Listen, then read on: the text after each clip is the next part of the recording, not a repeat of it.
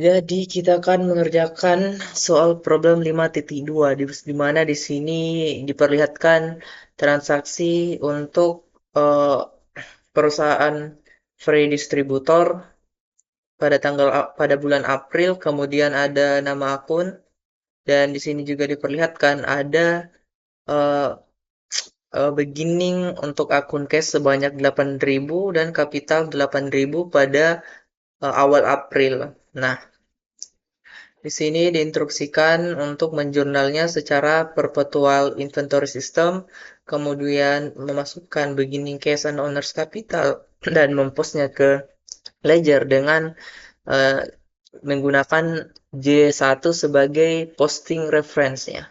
Kemudian kita disuruh membuat income statement hanya mencari sampai ke gross profit saja untuk April tahun 2020. Untuk langsung saja untuk jurnalnya sendiri di tanggal 2 eh, kita membeli barang dari Walker Supply sebanyak 6.200 dengan terms atau aturan kita mendapat diskon sebanyak 1% ketika kita dapat membayarnya dalam kurun kurang atau 10 hari. Sedangkan batas pembayarannya ialah 30 hari. Nah, di sini untuk jurnalnya sendiri kita debit inventory dan akun payable karena kita menggunakan utang sebagai media pembayarannya sebanyak 6.200. Nah, kemudian di tanggal 4 kita menjual barang ke eh, kita menjual barang on account secara piutang sebanyak 5.500 FOB destination dengan terms atau aturan yang sama dengan transaksi April 2 tadi dengan harga pokok atau COGS barang yang dijual ialah 3.400. Untuk menjurnalnya itu di debitnya akun receivable sebanyak 5.500 atau jumlah barang yang harga yang kita perjualkan kepada orang lain dan kita kredit sales revenue sebanyak 5.500 sebagai pertanda penerimaan eh, penjualan. Kemudian di debit ada COGS untuk HPP barang yang kita jual, kemudian di kreditnya kita taruh inventory sebagai tanda bahwa barang senilai 3.400 HPP-nya telah kita jual ke orang lain.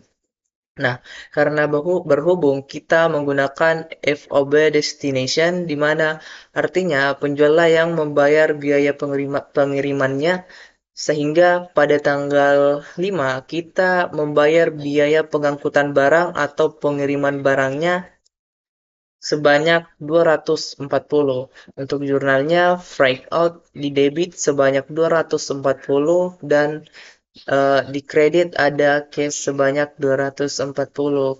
Kemudian di tanggal 6 eh, kita mendapatkan kredit from Walker Supply for merchandise returned atau kita mengembalikan barang ke Walker Supply eh, karena suatu alasan bisa saja barangnya rusak atau terjadi kecacatan senilai 500. Dan untuk jurnal sendiri kita tinggal membalik eh, dari transaksi awal yang dua tadi, di mana accounts payable di debit dan inventory di kredit sebanyak 500. Kemudian di tanggal 11 kita membayar Walker Supply secara full, dikurangi diskon. Mengapa? Karena kita dapat membayarnya kurang dari eh, atau sebelum lebih dari 10 hari, yaitu 2 ke 11 hari, 2 dari tanggal 2 sampai ke tanggal 11 kurang lebih 9 hari sehingga kita mendapatkan diskon. Nah, untuk jurnalnya sendiri kita mengakun payable-kan sebanyak 5.700. Nah, kenapa 5.700 bukan 6.200? Karena eh, tadi ada barang yang kita kembalikan di sini sebanyak 500. Jadi 6.200 dikurangi dengan 500 sama dengan 5.700. Dan untuk kreditnya ada inventory untuk nilai diskon yang kita dapat, dan cash atau jumlah cash yang kita bayarkan atau 99% dari harga yang harus kita bayarkan. Kemudian di tanggal 13 kita menerima collection in full less discount from customer atau customer yang pada tanggal 4 tadi sudah membayar secara full dengan dikurangi dengan diskon. Nah, untuk jurnalnya sendiri itu tentunya kita menerima uang sebanyak 5.445 dikurangi dengan diskonnya sebanyak 1%. 1% dari 5.500 itu ialah 55. Dan kemudian untuk kreditnya itu akun receivable sebanyak 5.500 untuk menandakan bahwa eh, kita sudah menerima full sebanyak 5.500 untuk eh, transaksi tanggal 4 itu sendiri.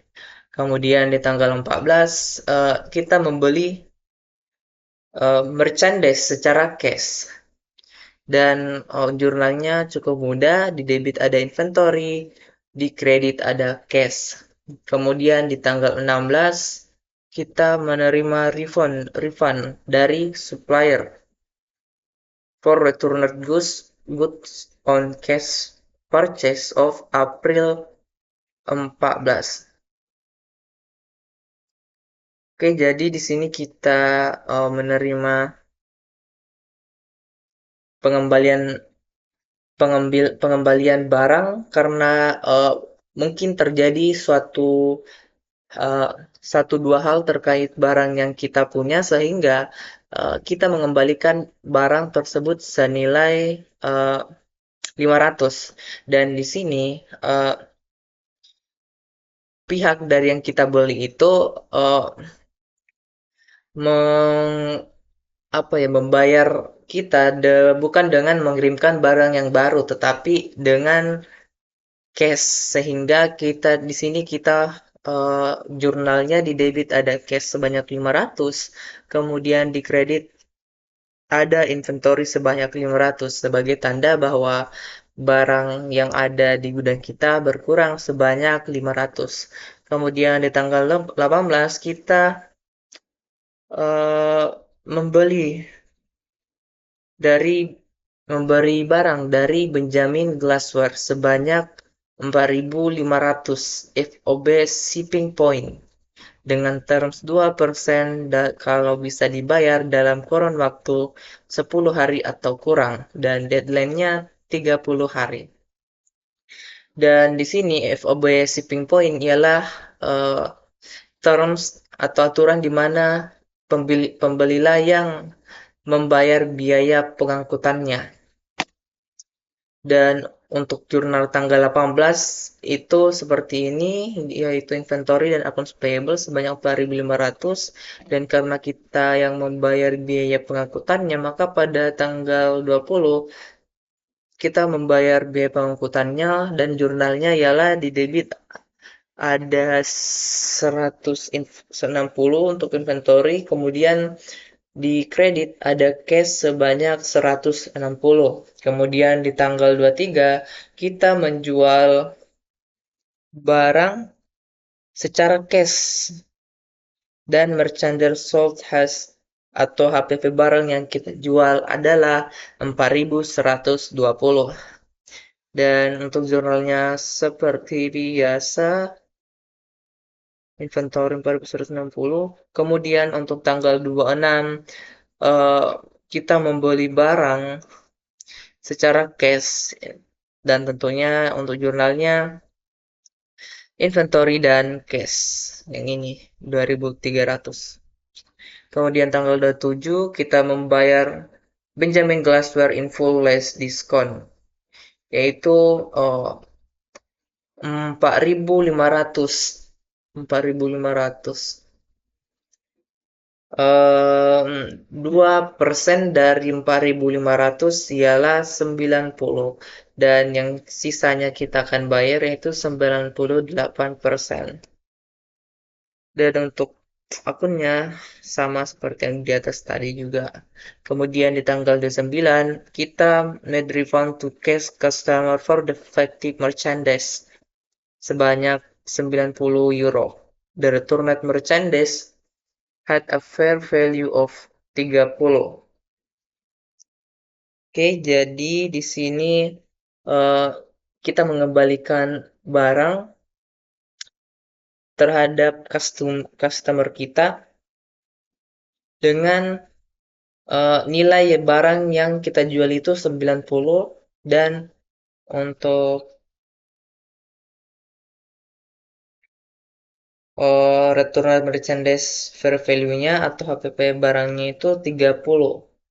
Jadi untuk pengembalian barangnya, jurnalnya ada di debit ada sales return and allowance sebanyak 90, di kredit ada cash sebanyak 90, dan kemudian di debit ada inventory sebanyak 30 sebagai pertanda bahwa terjadi pengembalian barang ke kita.